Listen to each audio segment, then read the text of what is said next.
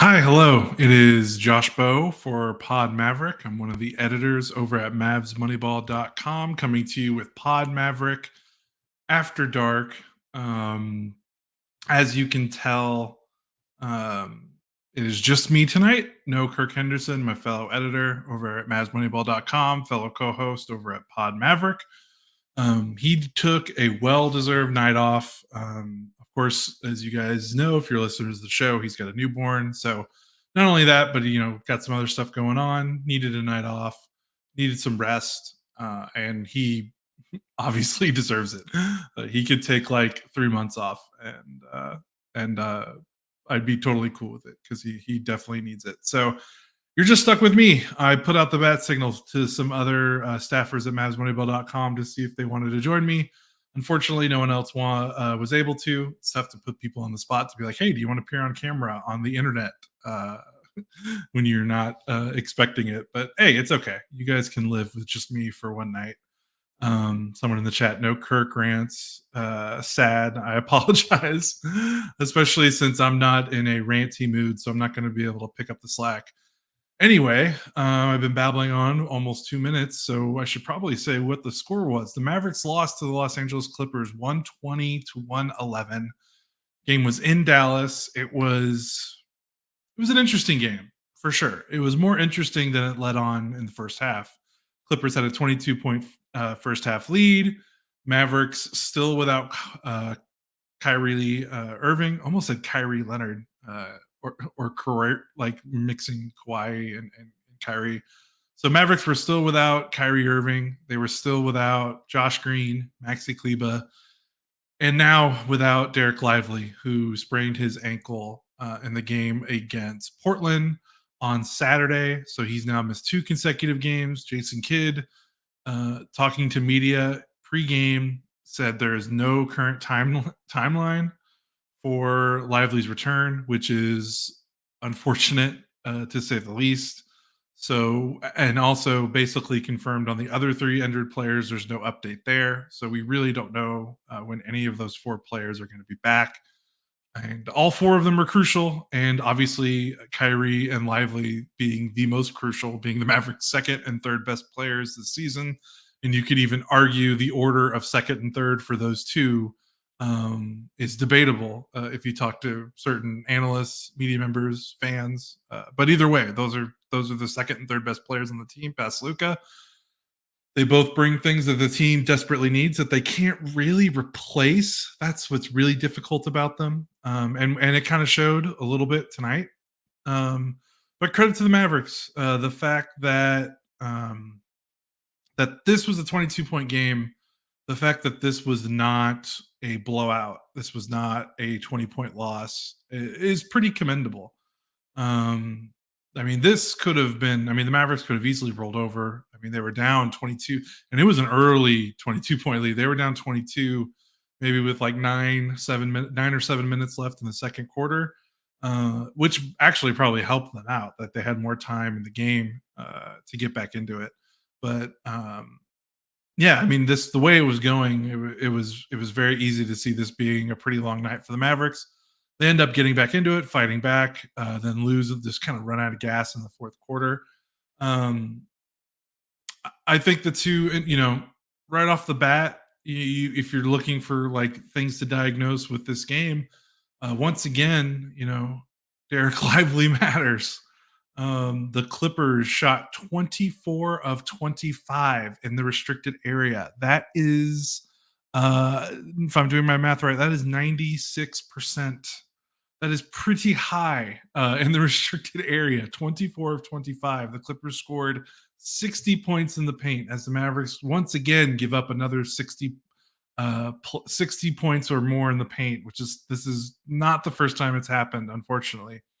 And that's almost you can almost just say that's the game right there.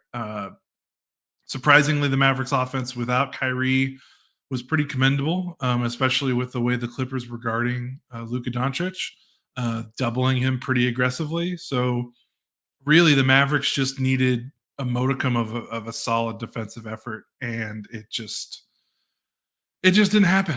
It happened for stretches. The third quarter, the Mavericks held the Clippers to 18 points. They started the third quarter with a small ball lineup, which hallelujah. Been waiting for them to do the small ball Grant at the five lineup for some time. It really doesn't make sense for them to roll out the Dwight Powell, Markeith Morris, Rashawn Holmes trio with Derek Lively out. Maybe against bad teams you can get away with it, but when you're playing a good team, and especially one that doesn't have any type of post up threat, obviously the Clippers are a paint threat, but they do it by mainly driving and driving their way into the paint. Zubac is not a guy you're going to throw the ball to and have him score, although he did do that a couple times, but still you'll live with that. So it was much needed for the Mavericks to go small because at this point they're not really losing anything. They were already getting pummeled in the paint in the first half when they were playing a normal center rotation with Powell and Morris. Holmes did not play. Um, and it's like if you're already at a disadvantage, even when playing a center, why don't you just get a little bit back on the offensive end, force them to guard you differently and play small? And that's exactly what they did. And not only did the small ball help offensively, which really the Mavericks didn't need that much help. I thought they were pretty solid offensively from the first quarter to the end of the game. I mean, it actually helped their defense more because they were able to play a little bit more aggressive. The Clippers like to play kind of a slow, meandering, drag the ball out, high screen and roll with Harden because that's what Harden's game is. And when you're playing with a Powell or even a Morris, that limits your options defensively because you're probably not going to trap with one of those guys, and drop coverage is just not the way to go about it against a player as skilled in the pick and roll as Harden. And with as many play finishers that the Clippers have, Zubac is good finishing around the rim. Terrence Mann, Norm Powell, Daniel Theis, Russell Westbrook, those are all guys that can kind of move without the ball and cut toward the rim and make things happen. So you don't necessarily want to double or trap or even play a drop that could open up passing lanes. So they go to the small ball lineup in the second half, start the third quarter, and defensively it was a night and day difference. The Clippers had 7 turnovers in the third quarter. The Mavericks played aggressive, they played fast, and they switched. They switched and they trapped, and their traps I felt were a lot more effective than maybe in the first half. James Harden in particular, I can't believe he only finished with 4 turnovers. It felt like he had like 10. He was just throwing the ball away every single time the Mavericks trapped him in the third and fourth quarter, it felt like. And the Mavericks made him pay. They had 22 points off Clippers turnovers. They had 8 steals. Tim Hardaway Jr. had 3 on his own. Um, it was cool. It was cool to see like a different dynamic to the Mavericks because even when Lively's playing, I mean, their defenses can be pretty conservative at times. So the 5-out offense I felt kind of necessitated a more aggressive defensive scheme. The Clippers are a team that like to kind of walk the ball up a lot and kind of, like I said, kind of meander in the half court. And I think the Mavericks' aggression caught them off guard, caught them flat footed, so to speak. And they weren't really ready for it. And that's how the Mavericks were able to outscore them by 9 in the third quarter. They got back into the game, they got a lead. Unfortunately, they just weren't able to hold on because the Clippers kind of just figured it out. Harden did have 11 assists. Kawhi kind of finally woke up in the second half after kind of sleepwalking through the second and third quarters. In the fourth quarter, he was Terminator Kawhi, attacking the baseline so the double team couldn't even come, so the Mavericks couldn't even double. And then once the downside again of being so small, playing a small ball lineup, there was just no rim protection. Of course, with Powell in the game or even Morris in the game, you're not necessarily getting any rim protection either, but you're especially not getting it with Grant at the 5, and he was able to spin, attack baseline, and basically get whatever he wanted at the rim. So, the small ball lineup was good perimeter defense wise, but again, once the Clippers kind of made it past the Mavericks first wave of defense, there was just nothing on the back line. Didn't matter what lineup the Mavericks were playing, they had no answer for the Clippers once they got into the paint, as evidenced by the Clippers shooting 24 of 25 in the restricted area. That is just ridiculous. But some numbers on the small ball lineup. So the Mavericks played about, so it was all in the second half. They played about, looking at the numbers, trying to do some math on the fly. They played about 21 minutes of small ball in the second half. Basically, they had two main lineups, which was Tim in with Exum, Derek Jones Jr., Luka Doncic, and Grant Williams, with Grant at the five. Then they had another small ball lineup, which was kind of interesting, which was basically that same one, but with Hardy in for Grant Williams. So it was kind of Luka and Derek Jones Jr. taking turns at the five. So it was THJ, Exum, Jones, Doncic, Hardy. So those were the two main lineups in the second half. Both of them were pretty good. In the aggregate, the Mavericks outscored the Clippers by 8 with those two lineups combined in those 21 minutes.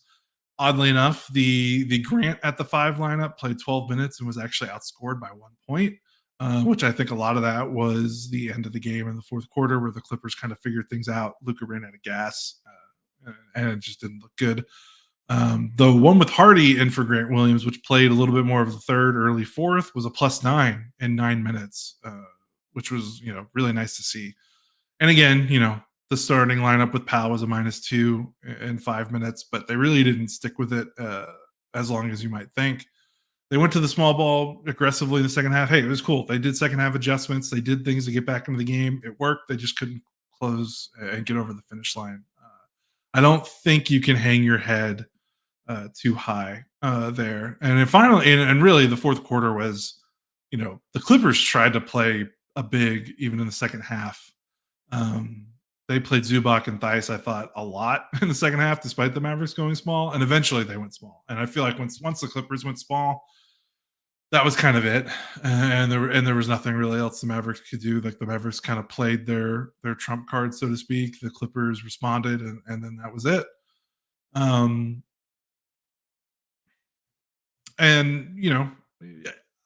that makes this not necessary. I don't know if you can be frustrated with this loss. Kyrie and Derek Lively, not to mention Maxey and Josh Green. I mean, those are key pieces, and the Clippers are good. They're on a pretty good winning streak right now. I think they've now won 14 of their last 17 games. They're 17-10. They look like a completely different team than the one the Mavericks saw right after the James Harden trade. They're starting to figure it out. They're a good team. They're a good team now. Theis has kind of stabilized their backup big minutes after Plumlee got a season-ending injury, which they really needed because they basically had no backup bigs. So he's been a really good addition. Westbrook's been solid off the bench. Norm Powell has been amazing. He had 21 points in this one on 10 shots, 7 of 10 from the field, 3 of 6 from 3. I honestly thought that the Clippers should have gone to him more because he felt pretty automatic, but they kind of played with their food a little bit, especially Kawhi in toward the end of the first half. But again, they kind of figured things out and got things going. So that's kind of the big kind of takeaways for me. The small ball, being able to fight in this game, despite the injuries, despite Luka not having a bad game. So we're about 13, 14 so minutes. I'm going to do the Kirk thing where I say, hey, if you're watching us live on YouTube, please like the video and subscribe to our channel. If you are listening to our audio only feed, please be a subscriber for that as well. We really appreciate it. Kirk is working with our partners at Apple and Vox Media, our former podcast hosts, so to speak. And we're still having an issue with Apple Podcasts, which stinks because Apple Podcasts is obviously the most popular and dominant podcasting platform. I'm sure most of you, if you're listening to this podcast after the fact, if you're not on YouTube, you're probably listening to it on Apple, because most of you guys probably have an iPhone, because everyone has an iPhone, except for me. I'm still holding out on that front. But yeah, they're still working with it. It's the holidays. I don't know if we're going to get a resolution anytime soon, so we apologize. You can still find this podcast at various other podcast feeds: YouTube Music, Spotify, Google Podcasts, which is an app that's still working until that goes away in 2024. So we apologize that we are not on Apple right now, but we are working on it. But we really appreciate you guys sticking with us. We're going to put a little ad break in. So, folks that are watching live, we're just going to pause really quick. And those of you listening to the audio only feed, we're going to take a quick break and we're going to catch some other points about this Mavericks loss right after this. Okay, so we're back. We talked about the small ball lineup. We talked about the Mavericks overcoming that 22-point lead.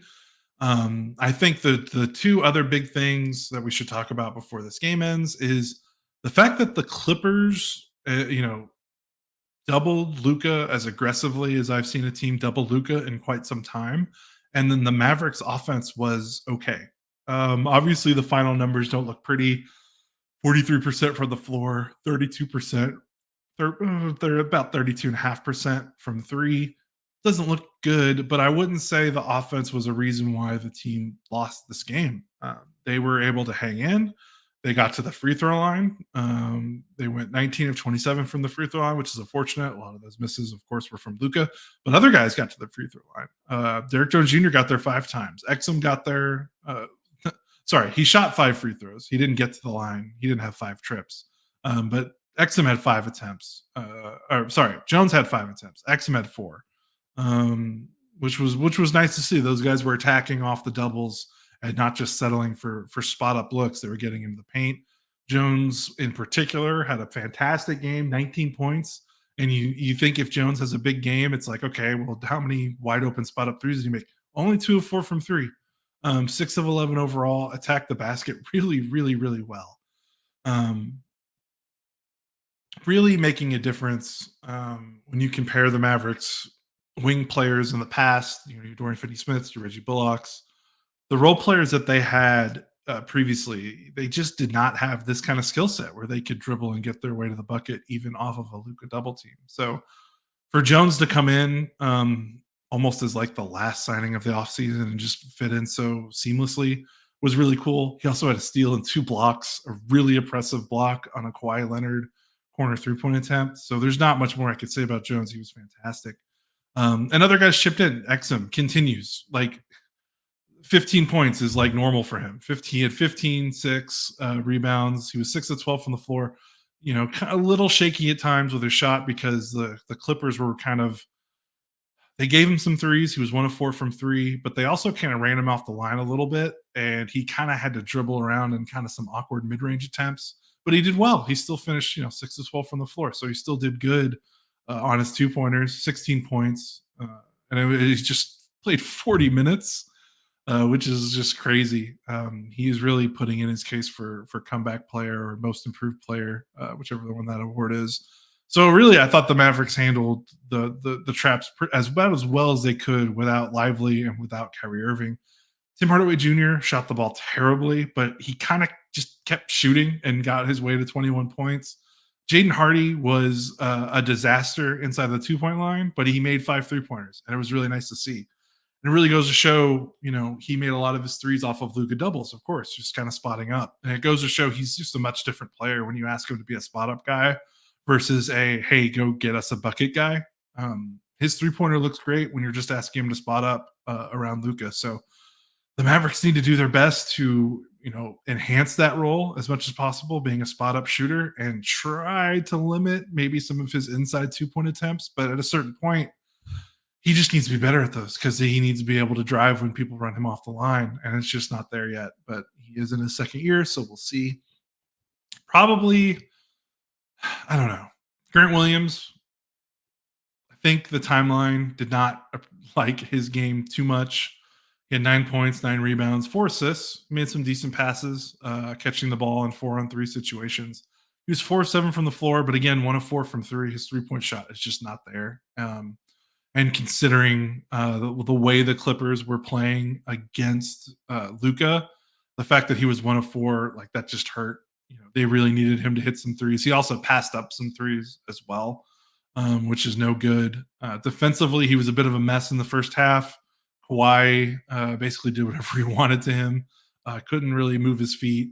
You could say that for a lot of the Mavericks, though. They just could not stay in front of their man if they were not trapping. So probably not fair to pick out Grant specifically. But again, he's supposed to be one of the better defenders on the roster, and the team is just getting cooked repeatedly defensively, even when he's on the floor, and it's just difficult. I don't think you know, I don't think he's been that disappointing because my expectations were kind of calibrated that he was basically going to slot into that Bullock Finney Smith role. So being around 9 to 10 points, being around 37% from three, it's kind of what I expected. Defensively, I think I hoped for a little bit more. He's still pretty good when someone tries to challenge him with his strength, but anytime someone just tries to go around him, it's not great. So, I mean, the thing that's tough is when you have these injuries like this, you see guys like Exum and you see Jones, and you're like, oh wow, these guys are stepping up. Hardaway's had a few moments, even with some bad shooting lines, but he's still shooting and getting up shots. And I think that's the tough thing about Grant Williams is it's like, okay, you're not necessarily going to expect a AJ Lawson or Omax or Markieff Morris to come in and fill the void of these injuries. You're looking for the guys that are already playing to just step up a little bit more, which is what Jones has done, what Exum has done. And Grant just hasn't gotten there, just hasn't seemed to have like a definitive game since the first 7 or 8 games of the season. They really need just a little bit more. I don't think they need that much more, but he's been in single digit scoring games 4 in a row. 5 out of his last 6, he's been held under 10. He hasn't made more than 2 3-pointers in the last 4 games. He hasn't made more than 2 3-pointers in 5 out of the last 6. And if you even go back, it looks even worse the further you go back.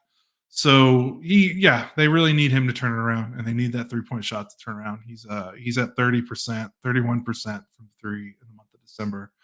And when you consider the injuries, it's just like, just need a little bit more, especially when Kyrie's not on the floor, when Derek Lively's not on the floor. I know it's hard to expect more from a guy that, they're not even paying him that much, consider, relatively to other guys at his position around the league. But yeah, just trying not to nitpick, trying not to be too down, but they just need just a little bit more from Grant Williams. So, man, don't know what else to talk about. Oh, Luka. We got to talk about Luka. So we'll talk about Luka and then we'll wrap it up. Had one of his worst. I don't know. It's hard with Luka because even his worst games, he had 28, 10, and 10, another triple double. But he was 9 of 25 from the floor. He was 2 of 11 from three, 8 of 14 from the free throw line. 6 missed free throws. I think he missed 5 consecutive in the fourth quarter when it was still a game, and that was really tough. 44 minutes tonight. He's right at 40 minutes per game in the month of December. We've been talking about this for the last couple days or so. Last few games that we've been on. This was inevitable. I know, I think some would argue that Luka might still have some room to grow on being in shape. But personally, I feel like I don't care if you're in perfect shape. Playing 40 minutes a night in the NBA, having a usage, above 34. His usage in the last 6 games is 35. It's 30. It's like a little over 35 for the month of December. You consider it was about 36.8 last season and the season before when we all were like, his usage is too high. And it's like, he's climbing right back up to getting right to 36 usage. Like it's just that usage plus the minutes, plus the fact that we are now in the part of the schedule where the Mavericks are no longer getting 2 and 3 nights off. They are playing every other night. They're playing back-to-backs. They're playing 3 and 4 nights. I don't care how good a shape you are. You're going to throw up a stinker eventually. And I feel like that's not like making excuses for Luka. I just don't think, like, unless you're LeBron James, like I just don't see how you can play this many minutes in this many days while also simultaneously being the entire offense. Like he is the entire offense without Kyrie, and especially without Josh Green. Those are the 2 guys that can have the ball in their hands, that can do some stuff on a roster that doesn't have a lot of guys that can have the ball in their hands and do stuff. So he's having to do it all. Credit for his teammates for picking up the slack, and I think that might be where some of the frustration comes from. Where you're like, man, if he just had a normal Luka game, the Mavericks probably not only win, they probably win this comfortably, but he was due. He was due for a stinker. Like I said, the usage, he's at 35% usage the last 6 games. So he's creeping up to that really high usage that he had last season. The minutes over 40 minutes, like he's playing playoff, like he's playing like a playoff rotation right now. He's playing 40 minutes a night. He's using up almost every possession down the floor. He's touching the ball a ton. Like he's gonna have nights like this. I think that there's nothing. And the thing is you look at the coaching staff with Jason Kidd, and you're like, well, they got to figure out a way. The natural response is either they got to figure out a way to lower his minutes or lower his usage, and it's like how you know the injuries are just determining this, right? No Kyrie, no Josh Green. Dante Exum is your second ball handler right now. I just don't see what else they should be doing to lower his usage total. I mean, maybe they could play less minutes. Maybe they can sneak him some rest here or there. But I mean, they lost this game by 9. They lost the Denver game by double digits. They also lost the Minnesota game by double digits. Like I don't know where they can get rest for him. Like the Portland game, like should have probably been a bigger blowout, so he doesn't have to play 37. But it's hard for just the fact that they're beating these teams, the bad teams that they're supposed to beat with all these injuries is kind of good enough. Like almost feels being greedy to ask them to win by more so Luka's minutes can go down when really with the way the injuries are, you just take any win you can get, right? You just do whatever you can. So it's tough. The schedule isn't necessarily getting any easier. So they really, really need these guys back. There's games against Suns. They've got another game against the Rockets, who are pretty feisty. It's not a murderer's row necessarily, but Rockets, Suns, a depleted Cavs team. They're playing Minnesota again, Golden State, who's trying to rejuvenate themselves after the Draymond injury.